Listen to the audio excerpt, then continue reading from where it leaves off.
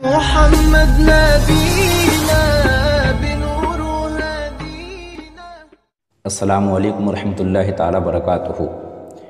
آج ہم حضرت بلال حبشی رضی اللہ تعالی عنہ سے متعلق اس واقعہ کے بارے میں بات کریں گے کہ آپ نے ایک دن صبح کی اذان نہ دی تو صبح ہو ہی نہیں رہی تھی۔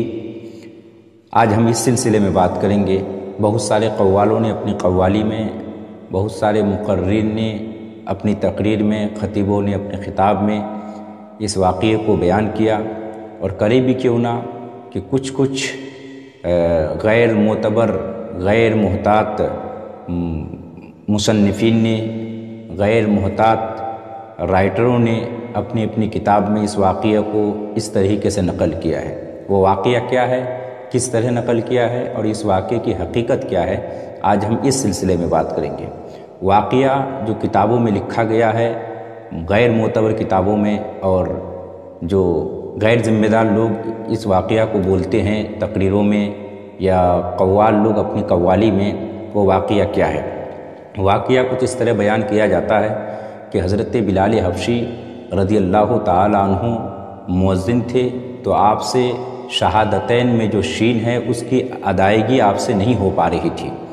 تو صحابہ کرام نے آپ کی بارگاہ میں شکایت کی کہ یا رسول اللہ صلی اللہ تعالی علیہ وسلم، حضرت بلال حبشی رضی اللہ تعالی عنہ شہادتین میں شین کو ادا نہیں کر پا رہے ہیں اذان میں، لہٰذا کوئی دوسرا مؤذن مقرر کیا جائے۔ تو حضور علیہ الصلوۃ نے صحابہ کی شکایت پر کسی دوسرے آدمی کو مؤذن مقرر فرمایا، لیکن ہوا کیا کہ دوسرے ہی دن کافی وقت ہو گیا، صبح ہو ہی نہیں رہی ہے۔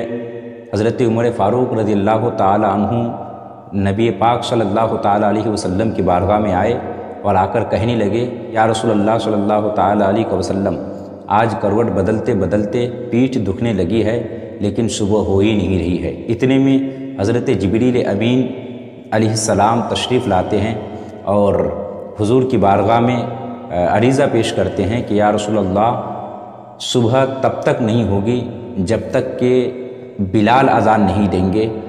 بلال گرچہ سین کہتا ہے لیکن اللہ تبارک و تعالیٰ کے نزدیک وہ شین ہے، اللہ تعالیٰ کے ہاں وہ شین ہے۔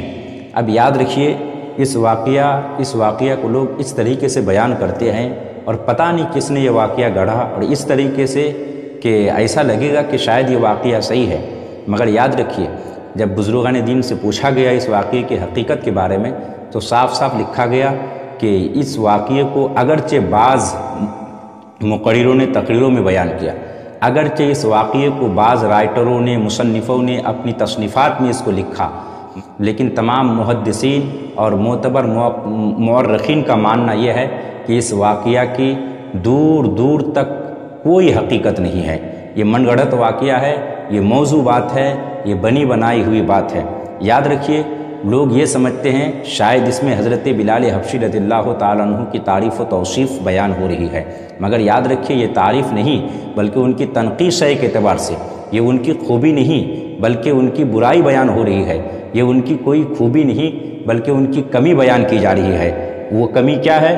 وہ کمی یہ ہے کہ حضرت بلال حبشی رضی اللہ تعالیٰ عنہ شین نہیں ادا کر پا رہے تھے، وہ اشہدو نہیں کہہ پا رہے تھے معاذ اللہ۔ آج بھی دنیا شاہد ہے کہ جو اہل حبش قرآن جس انداز میں پڑھتے ہیں، آج اہل عرب نہیں پڑھ پاتے۔ اس طرح ان لوگوں کا معاملہ، اور پھر حضرت بلال حبشی کی طرف اس طرح کی باتیں منسوب، لوگ سمجھتے کہ یہ ان کی تعریف ہے۔ ایک دوسری طرف ایک دوسرا پہلو ہے جو حضرت بلال حبشی کی کمی کو بیان کر رہا ہے کہ آپ سے شین کی ادائیگی نہیں ہو پا رہی تھی۔ اس طرف کسی کی توجہ نہیں، لوگ من گھڑت باتیں بیان کرتے ہیں۔ کن کے بارے میں؟ حضرت بلال حبشی کے بارے میں۔ کون ہے یہ بلال حبشی؟ یہ بلال حبشی رضی اللہ تعالیٰ عنہ وہ ہیں جو حضور کی درسگاہ کے شاگرد ہیں، جو درسگاہ نبوی میں پلے بڑے، جن کی تربیت، جن کی تعلیم بارگاہ رسالت میں ہوئی، ان کے بارے میں یہ کہا جا رہا ہے معاذ اللہ۔ یہ بالکل من گھڑت اور گڑی ہوئی بات ہے۔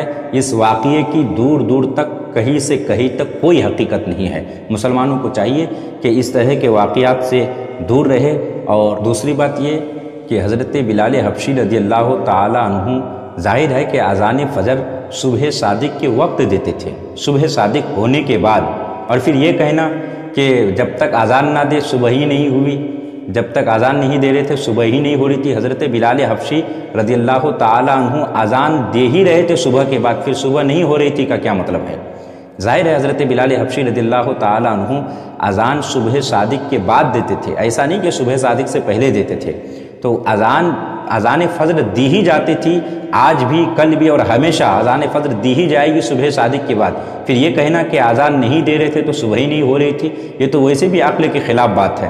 حضرت بلال حبشی اذان دے رہے تھے، ظاہر ہے وہ صبح فجر صادق کے بعد، صبح صادق کے بعد ہی اذان دے رہے تھے۔ جب تک صبح صادق کا وقت داخل نہ ہو جائے تب تک اذان فجر ہوگی ہی کہاں، اذان فجر دی ہی کہا جائے گی۔